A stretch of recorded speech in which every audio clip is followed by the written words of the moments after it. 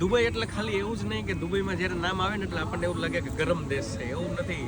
અહીંયા અત્યારે આ ગુલાબી ઠંડી છે, રાતના 2 વાગ્યા છે અને અમે અમારા ફ્રેન્ડ સાથે બહુ જબરજસ્ત કહેવાય ને, સૈયદભાઈ છે, અભિષેકભાઈ છે અને વિડીયો શૂટ કરે છે જે મારા ખાસ ફ્રેન્ડ છે વિસ્મભાઈ.